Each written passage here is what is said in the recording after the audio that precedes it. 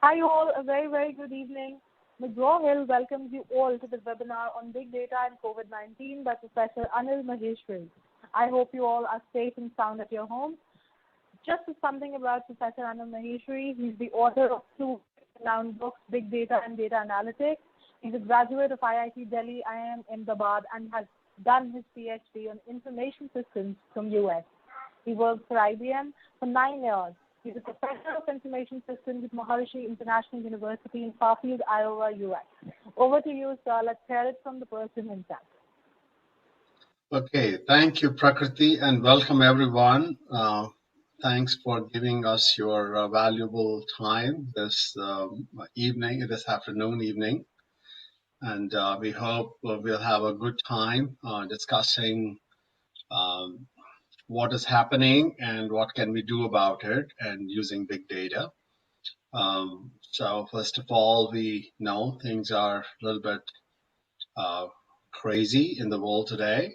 And, even this morning or this afternoon, we heard some tensions, geopolitical tensions happening.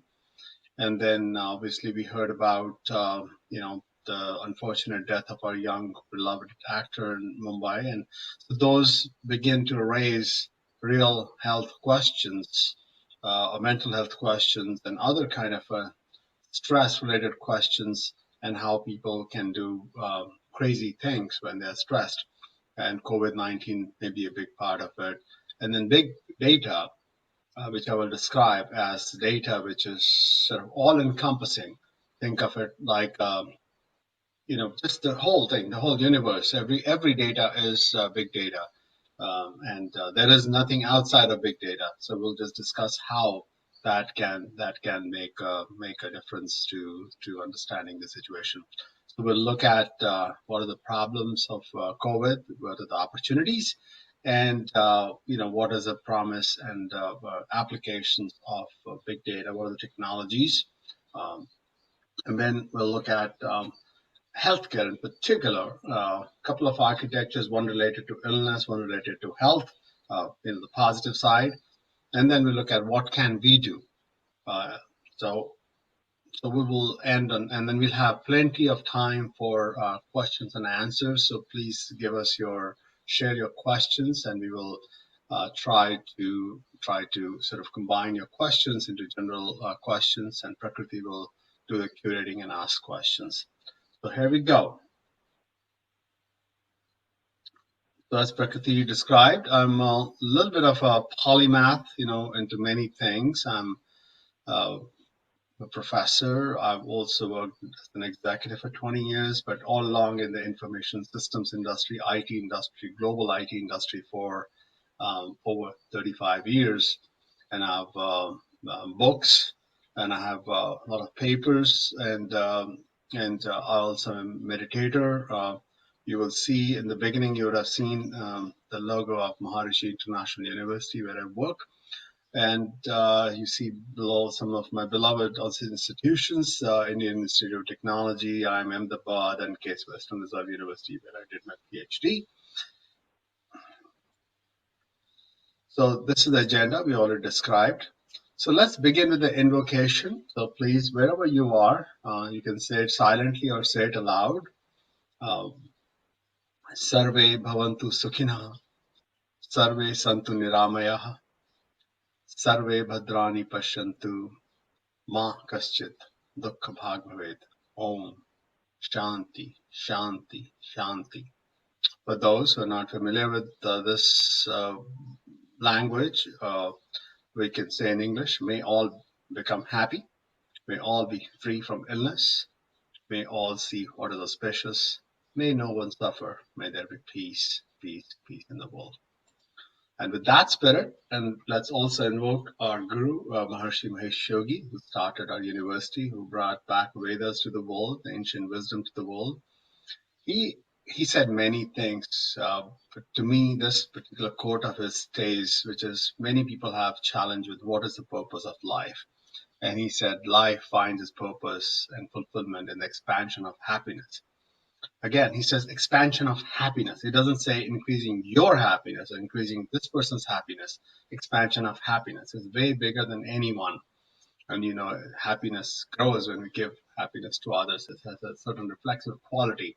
So our goal is to be blissful, happy ourselves, and to make others happy, healthy, blissful. That is the perspective from which we sort of begin this whole talk. So let me start with the problem situation. COVID-19 is a very big problem. It's a once in 100-year kind of global pandemic. We have already globally 8 million cases, and it's peaking in some, one sort of plateauing in others. Uh, and then so more than almost 500,000 deaths. That's a lot, and then the number is just growing. So it is very significant. People are saying, there'll be life before COVID and life after COVID. And in India, a lot of things are happening. So you pretty much are feeling it. Obviously, the symptoms you all know that it creates some fever, cough, breathing problems. A lot of people, of course, are asymptomatic also. And the way we deal with it is safety first.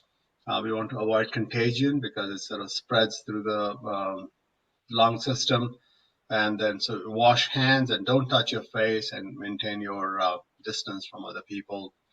But on the flip side, because we avoid the contagion, we stay at home. We do what has been called lockdowns, right? You know all about it. And the economic stuff, lockdown is not very pretty. We heard about earlier in just the cities, and then the migrant labor when they went back. When we use the word migrant labor, but there are like hundreds of millions of people who are going back and in very challenging conditions, going back and taking and spreading COVID there. So it is a very human situation, quite difficult situation. Economics have been disrupted. Businesses have stopped. Airlines and hotel industry, many others have stopped. What can we do about it? We'll focus a little bit more on health today. So there is the issue of cure. There is what is the cure for it once you get it? Where is the vaccine to make you immune? The cost of it. We haven't even discussed cost, but creating crores of or millions of beds, and then having doctors to serve them. I mean, all the cost is unbelievable, very high. And then again, availability in different places and the access. Can people get there? And then all these laws and procedures to get access. So there are a lot of challenges. And in all of this, there will be a lot of data gathering, and there will be privacy issues, which means that every time somebody has a symptom or somebody reports somebody to something, and somebody goes to a hospital or some doctor treats them, and what medicine is treated, and when they become negative on COVID, all of that is just one kind of data. And there's research going on many other levels of, and we'll go to this. Let's go to the next slide. But before that, I want to say every problem can also be an opportunity. We are where we are, but let's look ahead and what can we do? How can we become better people? This is U.S. Kind of founder, Ben Franklin. His name, his pictures on the $1 note and other notes also. And he was really a polymath. He was an inventor, he was a politician, he was a diplomat, he was a printer, very humble guy. And he left a lot of these messages, folksy messages. And one of them is about always looking positive. If there's a fire somewhere, he said, okay, let's start a fire station system. Or if people are having losses, let's start an insurance system. So a lot of the systems we see in the world today were started by him. Post office system, Ben Franklin started, so on and so forth. And he was a scientist who invented this or discovered the electricity that from the clouds, and he created the system to prevent that.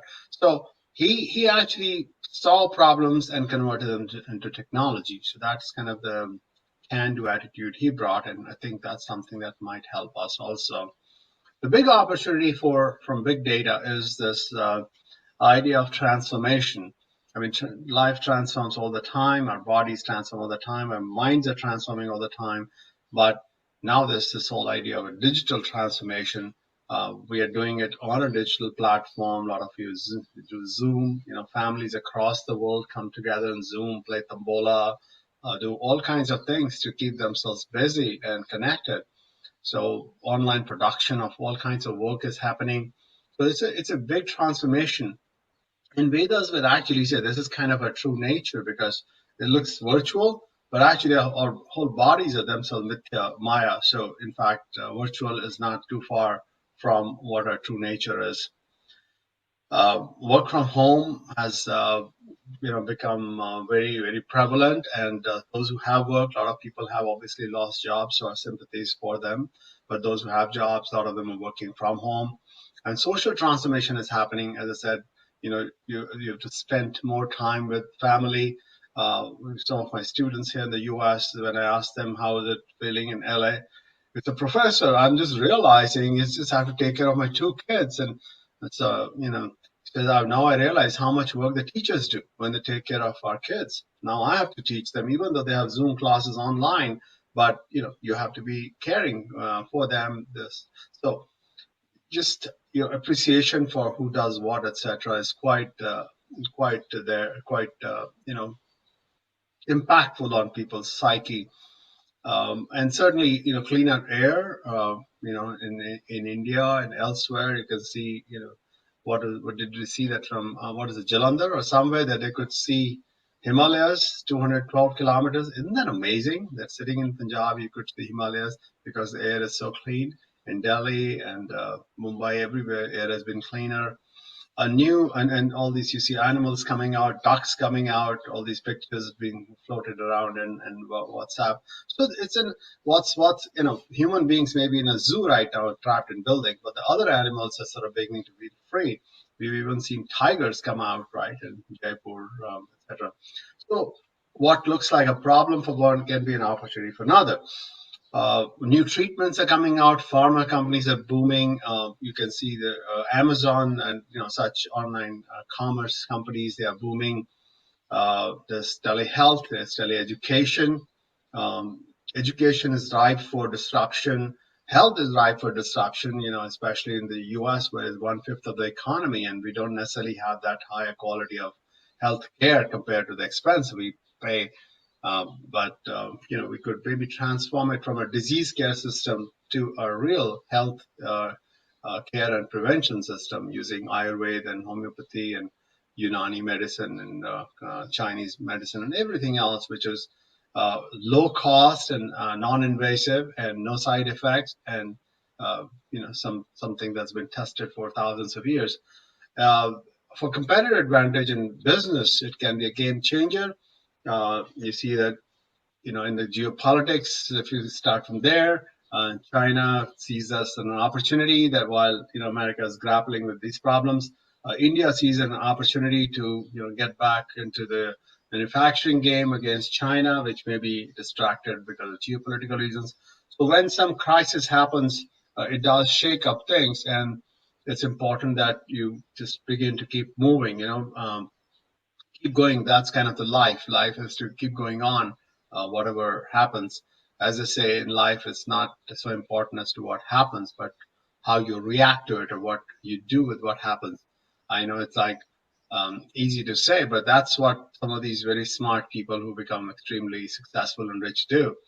Um, and then it's generating a lot of applications, apps, and a lot of other online portals and various other applications to analyze the data, to monitor the data, track the data. We look at what kind of applications are coming, and with this data, a lot of artificial intelligence and machine learning applications are coming, which can access this data, train into new models, so they can do a lot of the work for us. So that was kind of the thing, a big opportunity. As you can see picture, there's also the time, because of time saved from this and that, from commute certainly, to sit and read and reflect, go in inner, meditate. This is very important to meditate and be comfortable with ourselves. Biggest immunity is from knowing ourselves. You heard of those swasth. Swasth means healthy. What does swasth mean? Swa means self, and sta means situated. When you're settled within yourself and your consciousness, your awareness is back in yourself, then you're healthy. Even COVID cannot catch you, I think, for the most part. And no disease can catch you if you are healthy, and that is a lot of it is just bringing your attention, centering your attention, etc. Anyway, that's my commentary on the so many opportunities, and I'm sure so many young people among you and others who would be looking at it and say, "What can I do to, create opportunities?" Social entrepreneurship is a big deal, and this will create a lot of new social entrepreneurs. Now, jumping straight into the whole big data. What is big data? Hope you can read this slide. So there are in four parts, which is big data. What is big data? It is an all-inclusive term that refers to extremely large, very fast, highly diverse, and complex data that cannot be managed with traditional data management tools. It doesn't have to be this big or that big, except that it will have enough complexity and size and speed and complex diversity that traditional data management tools like relational databases cannot manage them. So it includes all kinds of data, and the goal is to deliver exactly the right information to the right person, right quantity, right time, to make the right decisions.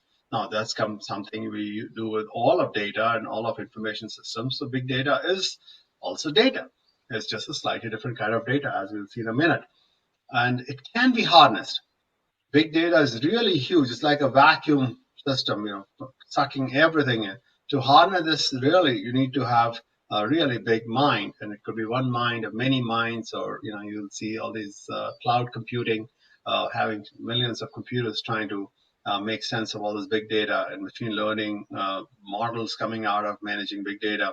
So it can be harnessed by developing infinitely scalable, totally flexible, and evolutionary data architectures. As data grows, data types grow, it has to really evolve, and using cost-effective computing machines. So that's kind of how big data is harnessed. I mean, the field of big data came about 10 years ago, and then sort of it's been just doubling every 12 to 18 months. Final point is that the infinite potential embedded within big data creates a cosmic computer. So it's like thinking of cosmic computing, right? Because everything is big data. There is no such thing as this big data, and this is not big data. Everything is sucked into big data, traditional data, conventional data, small data, whatever else you might call opposite of it. But big data is like Brahma. Everything is into it. All Trinity is in this. So it can help connect with all the laws of nature, because all the data is there, all the measurements are there. You should be able to treat it holistically, and bring a beautiful and nice view of the world to make the world more peaceful and blissful with perfect information. That is the goal. So there are two levels of big data, as I said. At one level, it's the data, right? Data is data. You just give it data of something and analyze and say, this is higher, this is lower, this is the right action, this is the wrong action. But on another level is a special kind of data that poses unique challenges. As I said, quantity is thousands of times larger, it's very unstructured.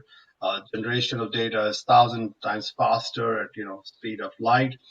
Form and functions are 10x diverse. The nature of data and the what functions your social media data, machine data, web log data, certainly the business transaction data, point of sale data, all these kind of diverse sources are there, and they are of unequal quality. The data that you as an organization generate, you have control over, but what others are generating, they may be incomplete, or textual data like Facebook data, or those kind of Twitter data. They're free flowing. So whatever people write, and whatever language and whatever quality of writing, factuality may or may not be correct, and it may be relevant to something, that may not be relevant. So the quality and variety value differ. You still want to make sense of it, right? This is some kind of input from everybody. Just like when in a presentation like this, we have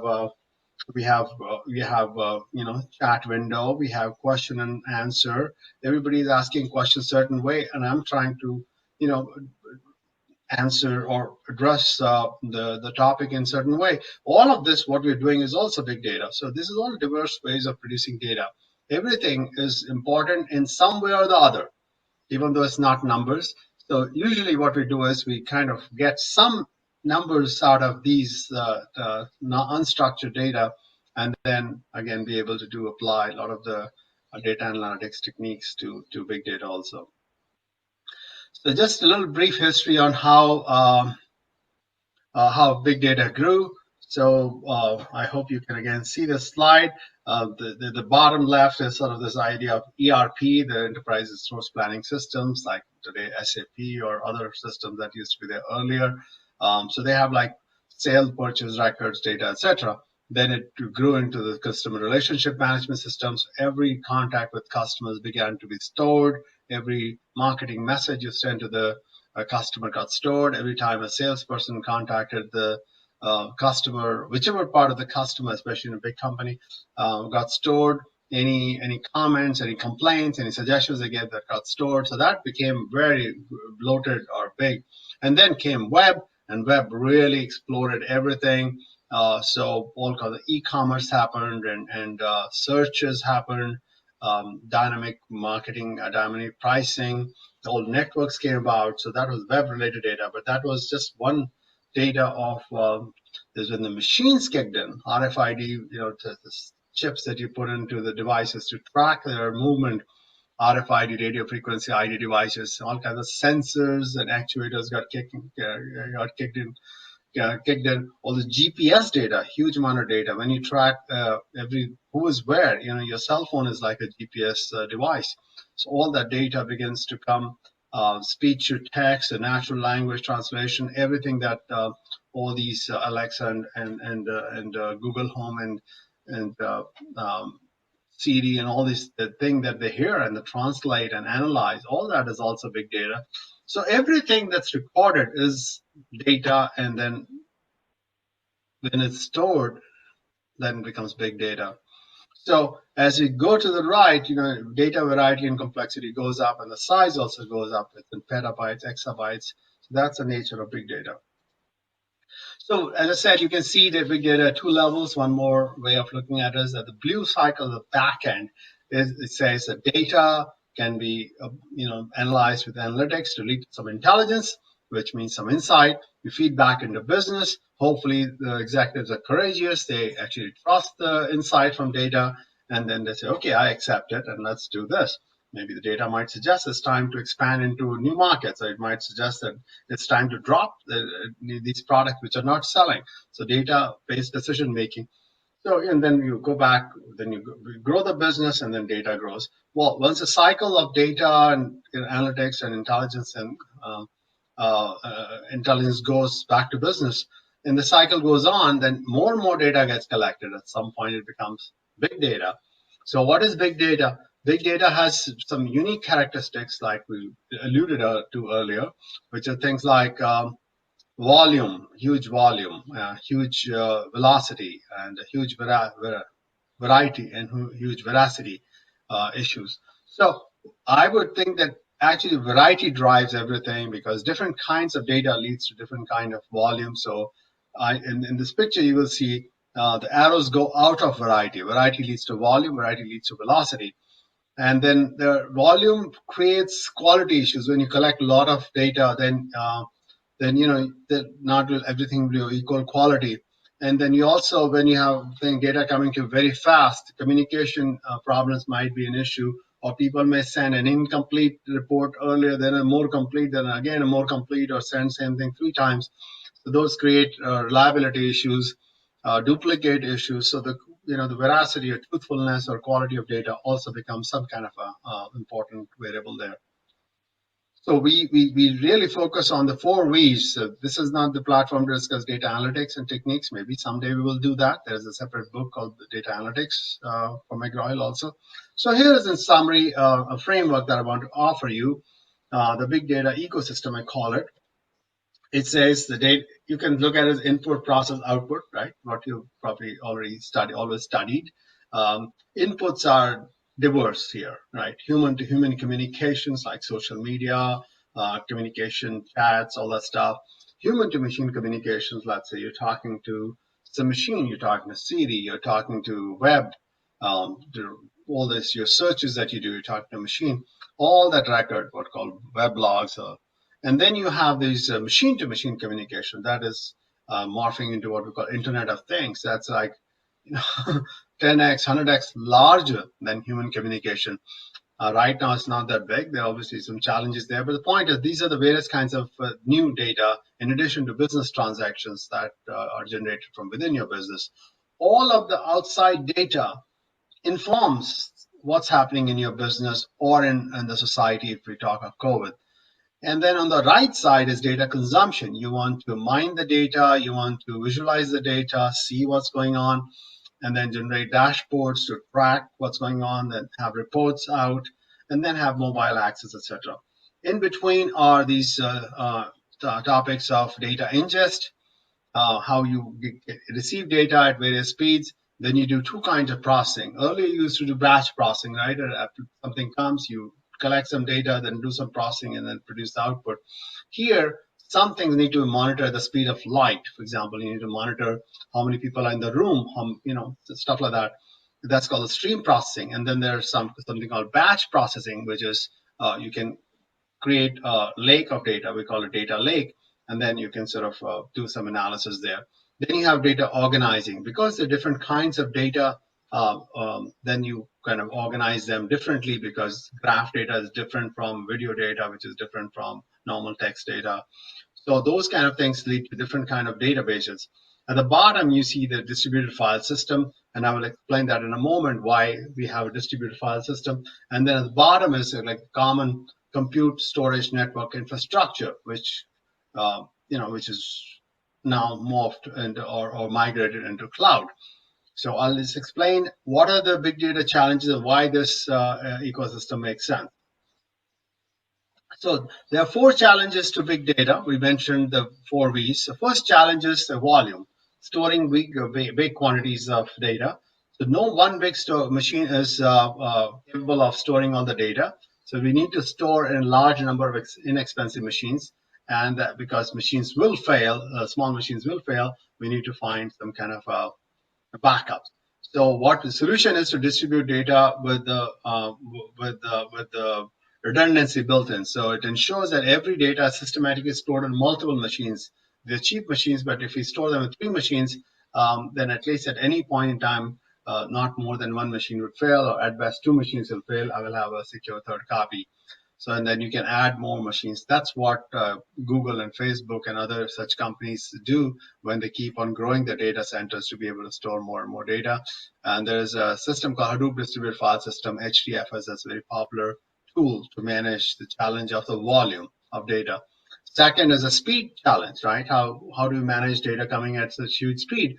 And it's not only huge speed, but also uncertain speed. It's like a store in which, in a shop in which people, suddenly they come and suddenly they don't come. How do you organize for very, very variable and uncertain traffic patterns? So you can create some kind of like every company has a reception desk. Same way you can have a data ingest system that can open a certain number of counters where every transaction comes as recorded and then given a token that you've posted your stuff, and then the rest of the applications can read off of that and then process it. So there are two big tools there. One at the front end, one is called Apache Kafka. I hope you're all familiar with LinkedIn, right? Most of you might be on LinkedIn.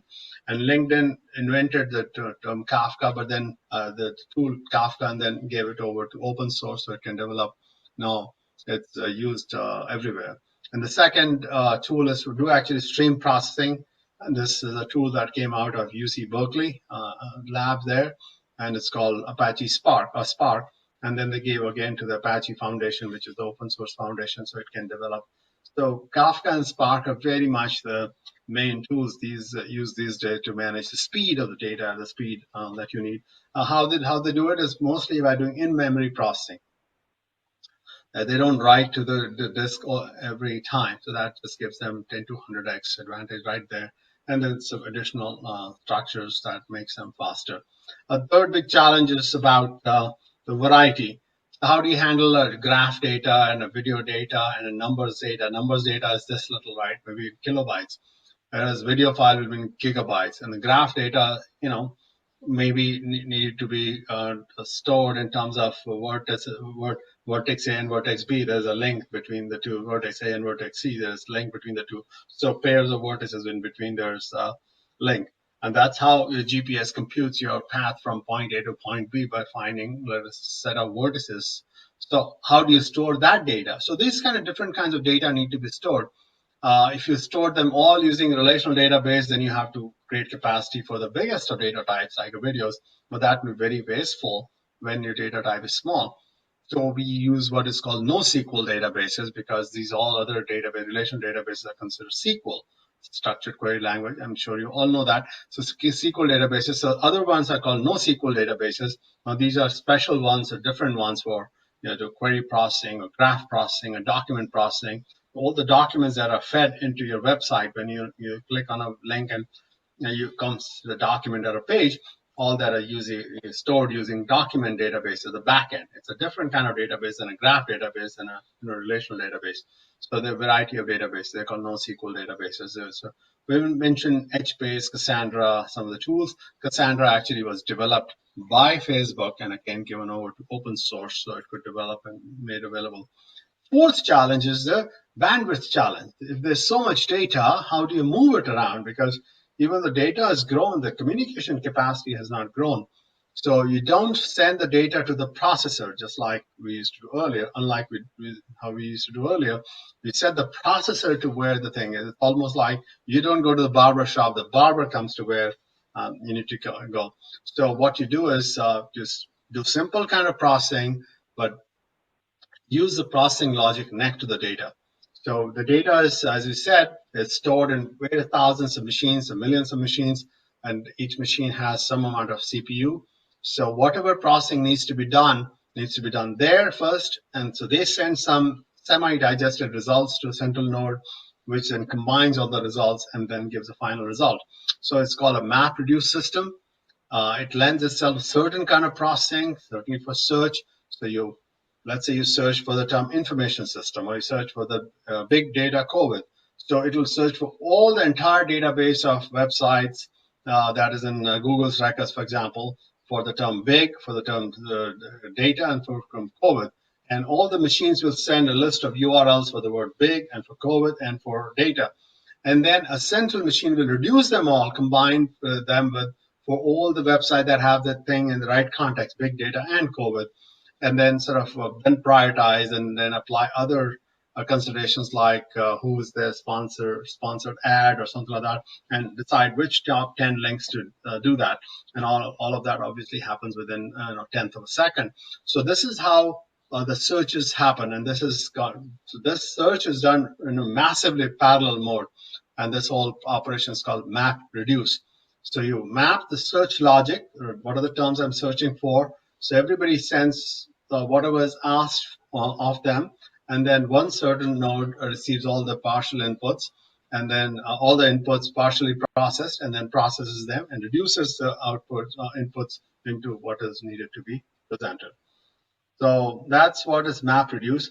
So in summary, again, you can read this. Idea is how do we take the volume of velocity, variety, and velocity, and then description of the problem, solution, and the technologies to deal with it. I will keep moving in the interest of time. I haven't yet gotten to the healthcare solutions. I will get to that. But this one slide is interesting, I think, to just compare big data and traditional data. I used to ask in my classes, what is the opposite of big data? Is it small data? Is it tiny data? Is it traditional data? Is it conventional data? Because, traditional data can be very large. It's just that it's structured. Whereas the big data just means like the whole universe is included. So if you think of traditional data, you see the structure as if it's like a lake or a pool, then big data is like ocean, like a river, like flowing stream, very fast, white water stream, etc. The purpose is very different. Traditional data was to manage a business, to keep track, to produce accounting reports, etc. Whereas with big data, you want to just track, first of all, what's going on. You just keep a finger on what's happening. And then of course, you analyze, you get insights, and all of that stuff comes a little bit later. And then source of data is your internal business transactions. Size is lower. Velocity is controlled because you can decide how much business to do, and you can shut down the business.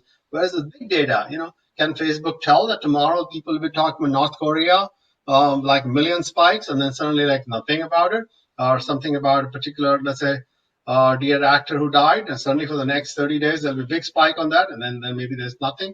So It's just generated at the speed of people's whims and fancies, so things can go viral. That is the idea of velocity. It's the uncertainty of velocity in addition to just the speed. And then, of course, the veracity I explained. You can see the structured versus unstructured. Physical storage, you can have a very controlled, nicely controlled storage in a network, but with big data, you just have a distributed on a huge. That's where the cloud comes in. All this distributed network of machines, millions of machines. And then data organization is different kind of databases. The languages we use SQL, and then with other one SQL-like languages. SQL is very simple, right? In a few lines, even business executives can search for anything in the database. Whereas Pig, a little bit more procedural, allows you to do the data warehousing, processing, and then being able to do slightly more complex queries through much larger data set, so on and so forth. Certainly, the tools are more commercial in one case, and so on and so forth. All right, moving on from the big data, let's talk about applications. Right, we wanted to see how applications are there. So there are three categories of applications. One is just at the level of count, simple, averages.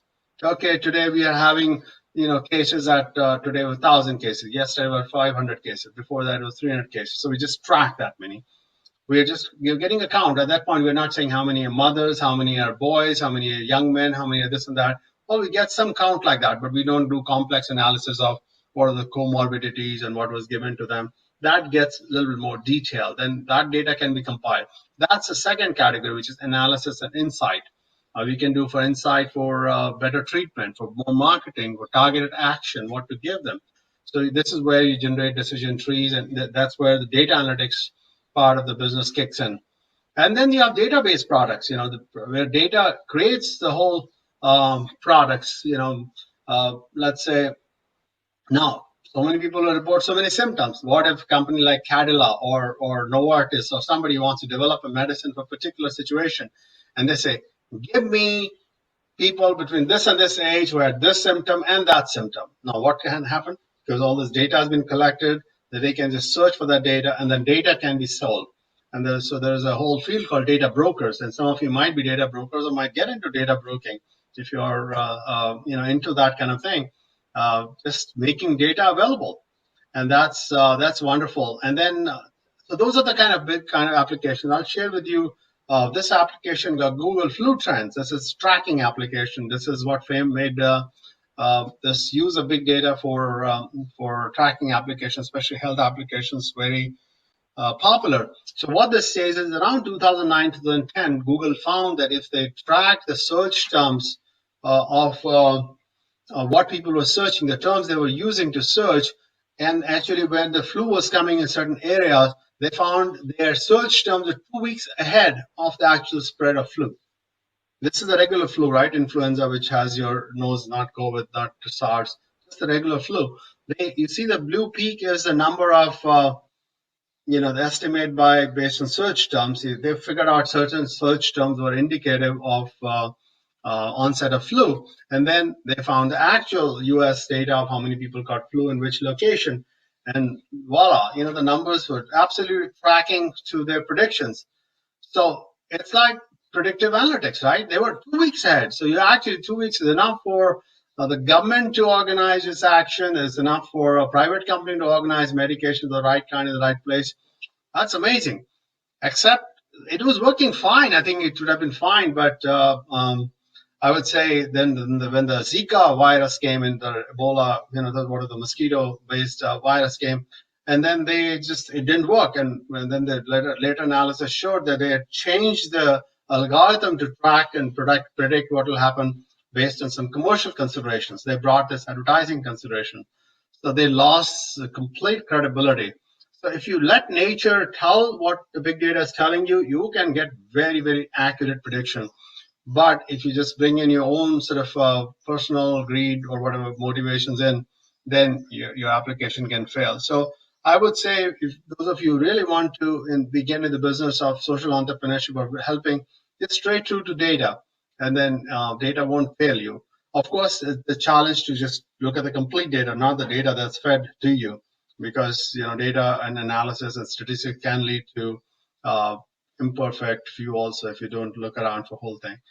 Another thing, what we do with data is called sentiment monitoring. This is a chart from consumer sentiment monitoring, but it can be from patient monitoring.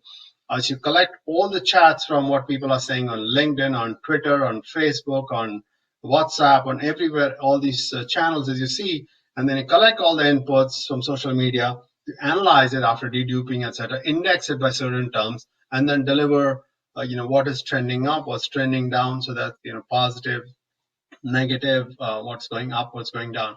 So that kind of sentiment monitoring can be applied in COVID situation because people are writing about COVID. I mean, certainly if we see the Twitter from Anupam Kher, Manoj Bajpayee, all these very sensitive actors to just general actors, big ones, have all tweeted about him. And then what have they written? I mean, if you did that analysis, that'd be a fantastic analysis. If you look at my data analytics book, towards the end, there's a tutorial on how to do data analysis from Twitter. It's very simple, just a set of a few lines using R to actually just download tweets on this whatever hashtag and then see what people are saying. Anyways, the point is that you can listen into the social media chats and then be able to get some view of what people are saying. And then machine communication, machine to machine talk, Internet of Things. That again, this is just tracking, monitoring. One of the big applications I like is, for example, maybe not relevant to many of these things, just checking the equipment, how well is it doing? Because if you had sensors attached to machines or some devices, let's say your CAT scan machine, maybe it tells its status, I'm too hot, I'm too vibrating. And those vibrations in the machine can tell whether this machine is ready to break or it's going to be doing well. Right, just like with your pulse. I mean, it's like think of pulse, right? So pulse, the doctor can tell how you're feeling because it should be very subtle pulse. Same with the machine, should not be vibrating, not too hot, not too cold, etc.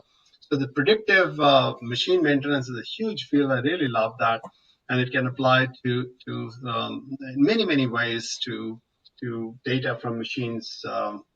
And we do use machines, right, for this also. Now. So I had asked, and I taught at one of the institutions in India, one of the IIMs. I asked 64 students as to just think of what kind of big data application would you develop if you were to develop one to help people around you, and then they were free to choose whatever. And you can see the list going from health, social, career. This is when I categorized later when I read all the responses. It was like free-form. But 22 out of 64, and if you count mental health, which is 5, 27 out of 64 were healthcare applications. And that shows the healthcare application is a pretty big deal for people, right? That's almost like 42% of the applications. So really big data is going to be very useful for managing health. So here's an architecture for women's health system, again, using the kind of big data ecosystem I was telling you earlier. So data sources will be past health records, past interventions, social media data, what are people saying about how they're feeling. Just imagine if Sushant Singh Rajput had posted some of the stuff, maybe somebody would have taken notice, right? But whatever he said lost, kind of thing. And the health requests, what the health centers have data about them, their own specific metrics for women, let's say infrastructure metrics, what are they allowed to have, any healthcare specialist metrics. All of those metrics together form the data sources. Then they're ingested, then they're processed at stream level, at batch process. In the end, you can have, visualizations of women's performance, what's their mental health, and insights analysis as to are they, feeling mentally healthy or they're suicidal in their mind, they're negative thoughts, depressed, whatever. So you can just create an app, as you say in the assumption, and the data consumption, you can have a smartphone app that tracks the patients or would-be patients. Now, on the positive side, we can have a healthcare architecture for health and fitness system using essentially the same overall structure. The data sources could again be coming in from social media. It could be coming from gyms, social, friends telling you what are the nice health food restaurants and any cookbooks that are available. All the inputs around fitness and health you can have coming in. And then you process this data as in coming in real time. What are people telling? What's working right? And then on the other side, you can just feed that through fitness apps, through let's say, even you can feed them to retailers. So retailers know what are people thinking and doing.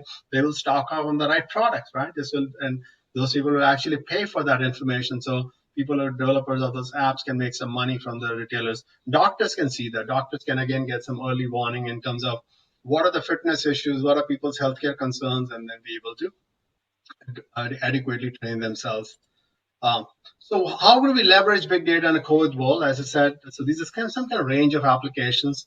One is mental health, we talked of, right? Like we talked of women's health situation, track what people are saying on social media, have a listening platform that measures their sentiment, and we can customize it for everyone. This technology is quite cheap. Telehealth, which is to be able to deal with people's concerns on online. It can be efficient, automated. You can customize various delivery options. You can track and trace. Again, big data, everyone, where was one and who was where, and then you can network map the network of who was where. This drug discovery itself can be done based on just a genome of molecules, and then you say, if I insert this molecule, will it just change this genome system to have to make it treat that particular problem? Again, Ayurveda and homeopathy can be solutions. So I heard that in Mumbai, some hospitals have been allowed to, in parallel to Western system, allow homeopathy and Ayurvedic treatments also. They're tracking data on that. So that'll be a huge amount of data, giving them a chance because they have the capability of prevention and developing immunity. And then weaken your assumptions. This is my very, very big insight to you all. Please just listen carefully. We all have very, very preset notions of how things are, right? We have theories that, well, one of the big theories was when it's hot, the summer will come, then the COVID cases automatically go down. But well, data showed it doesn't work like that. So again, the big data and the analysis from data has a way of denying our preconceived notions. So weaken your assumption that this is always like this, and therefore it'll always be like this. We may have learned from our parents, our friends. So data analysis can help weaken our assumptions. And what we can do in this COVID world is adapt to a new world with different kind of opportunities. So health education, I would say this is my last chart. Health education is to, first of all, be aware of yourself, right? First, be settled in yourself. Who are you? And that, do you have infinite healing power? That sort of imagine that you have infinite healing power. On the right side, you'll see grow in emotional maturity. And this really became very, very pointed because of the death of Bollywood young man, because sometimes people are not empathetic with him or whatever it was. Just have emotional maturity that things go up and they go down and they go up. So, you will fall. That's a given, but you should get up and be able to go. And then on the bottom left, it says, improve your knowledge and best practices of medicines and best practices of how to take care of yourself. Mahatma Gandhi famously never went to doctor, even when he had ulcerative colitis and he was bleeding through the rear end. He just, I'm going to treat it with my own desi, my own homegrown treatment. And he was able to cure himself, even though it seemed like he's going to almost a death kind of situation.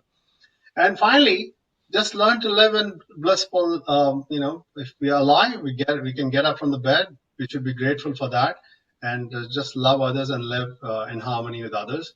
And that's the main thing. Just if you don't meditate, please learn to meditate. It's life-giving.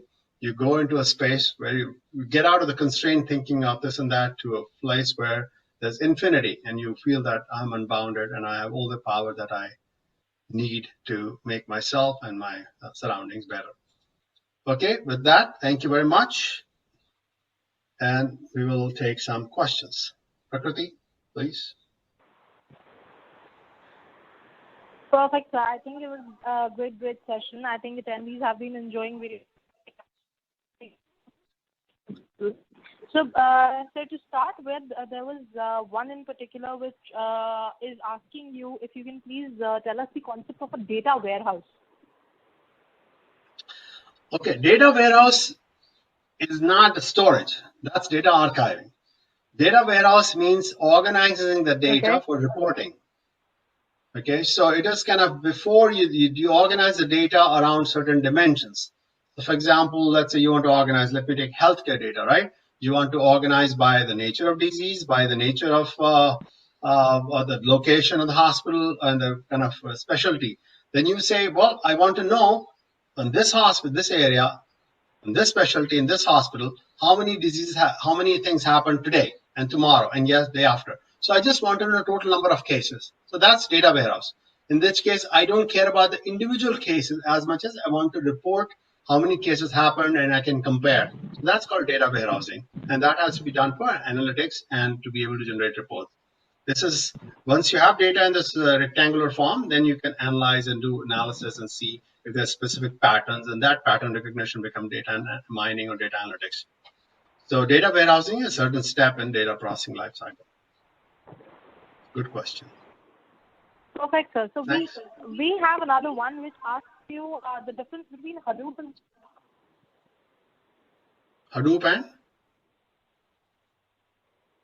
and Spark.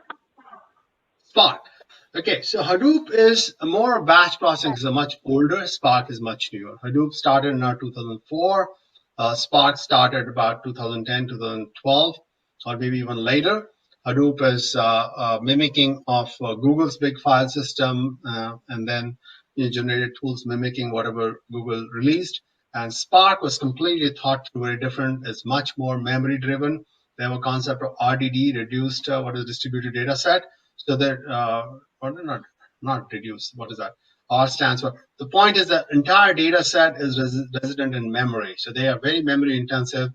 Any iterative processing that you need to do, for example, you do cluster analysis or you decision tree, you have to compute this iteration, then you write it, then you read, write. So all of that doesn't need to be done, and it becomes so much faster. So it is, actually Spark has become a much more integrated platform. So I think their goal is to just reduce Hadoop completely away. Certainly reduce MapReduce away. Hadoop will not go away because Hadoop, the distributed file system, is where so much data is resident.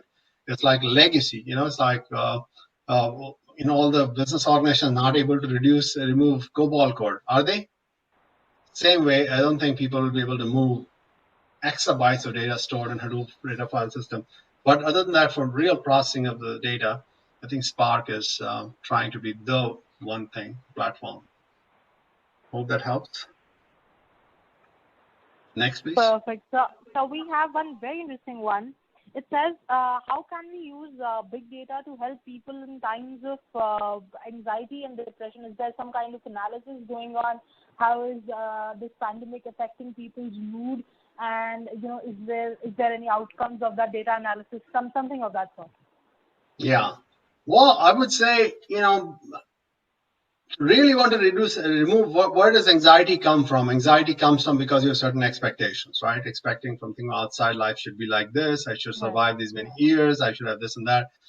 And the more you have data, you can do some comparative analysis. There's some people worse off than me, so that might soothe you. But then you see some people are doing better, having still this fun, and that creates anxiety. Why am I missing out? So it can be envy, anxiety, all of that stuff. But I think the biggest solution to anxiety is not in data of the external kind, but data inside, where you just come back within and through meditation and begin to realize that you're alive, that you're healthy, that you have family, and whatever else you have, be grateful for all that stuff. I think that helps to do much more with anxiety. Big data can certainly give statistics of how many people are feeling this way or that way. Big data means what are people writing on social media, so you can check if your friends are feeling that way. You can certainly help them and take solace in that, all that stuff. Yeah. Next question, please. Right. So we have another technical one, sir. This says that while processing big data, are different softwares able to handle the errors in data, because the compilation of such big data must have a lot of errors as well. How is it able to handle those errors, and how are we able to ensure that the outcomes of big data analysis are precise? Very good question, because this whole veracity and the quality of data issue is a big deal. I don't know how much what's your assumption about what part of data science is data management or data cleaning. People think it's like half the time you do data cleaning, half the time you do data analysis. That's not correct. 80 to 90% of time in a data analytics or data science project goes in data management, data cleaning. Once you have the data cleaned up, then analysis just is computer's job. It takes a few minutes, and a code just takes maybe a few lines or maybe a few dozens of lines. So the real challenge comes in cleaning up the data. So it's at best a semi-structured process. There are many companies that are specializing in it. They use templates. For example, the challenge is whether some value is suppose empty, right? Some value in a column, in a row is empty. What can it mean? It can mean the value is missing, somebody forgot to give, or it should have been zero, or is not applicable. Right. Right. So in all those kind of situations, how do you make that decision? I mean, one way is just remove the entire row and the entire column, but that way you will lose all the data. So at best, I mean, you have to go probabilistic. You need to make some decisions, best decisions. And the good thing is, because the data is so huge, a few rows, if you do a little bit here, there, it will not make a big difference. So big data is not always very precise. The good thing is you have view of the whole world. Bad thing is you have to just live with this little bit of this. And that's where the semi-structured templates kind of business can help reduce the variability of such decisions quite a bit.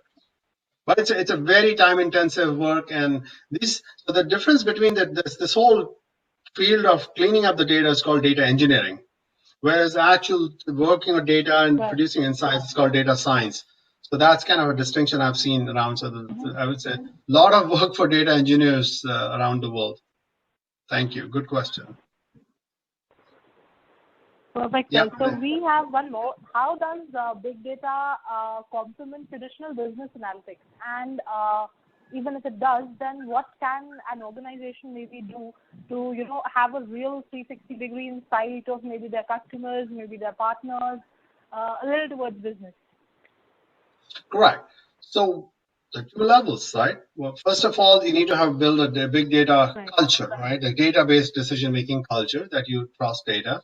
Now, the data comes in waves, right? And the center of the kernel is like your own data. You understand which customers bought, which partners did what, you can analyze. So that's one traditional data analytics, I would say. But then when you look around, what are the partners saying on social media about you?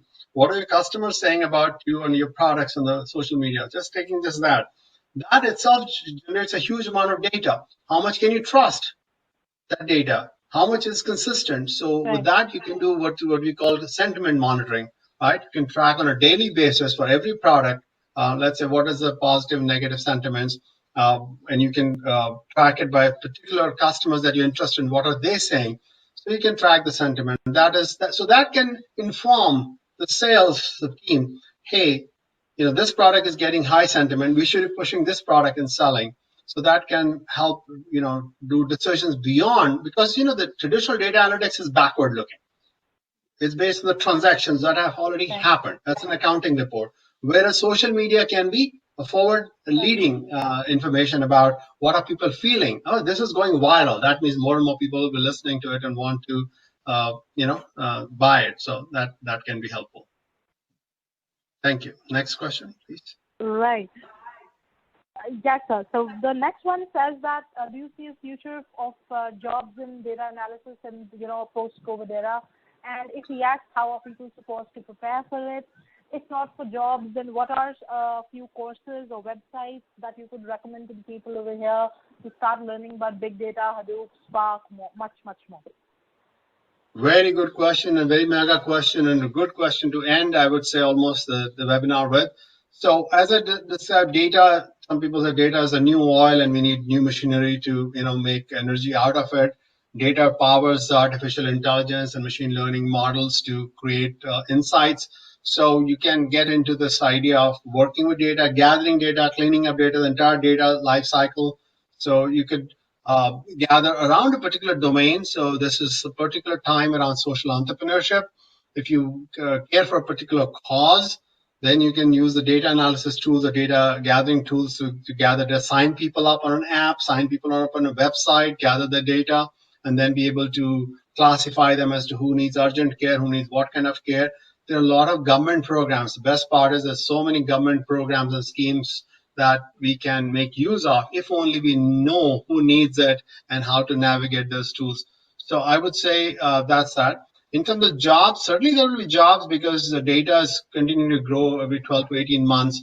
And it is the data cleansing part, as we discussed earlier, is necessarily a semi-structured job at best. So as we get data from different kinds and new variables, new dimensions of data come in, there'll be a lot more work of making sense of that data, connecting with other data.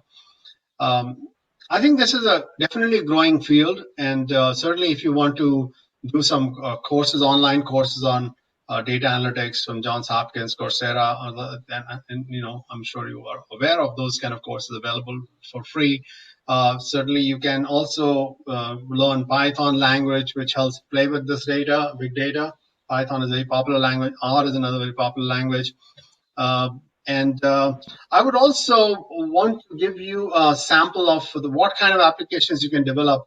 So Prakriti, if you can mention that, post that URL of the big data application on the chat window, that'll be great. So that's a URL where a young woman comes back, Indian woman goes to Singapore, studies, works there, but wants to help India, finds that people are not able to get cooking gas cylinders, etc., and then finds the way to connect all the data about distribution centers of LPG and where are people and what are the economics of every location, where should the government set up the next 10,000 distribution centers. So every villager and every human being in this country and in India can have access to a gas cylinder distribution station within a few kilometers of their house. And that was whole thing done within a few months, whereas government agencies will take forever. So small group of determined people can develop. In fact, they develop their own data platform now, which is funded by angel and other investors.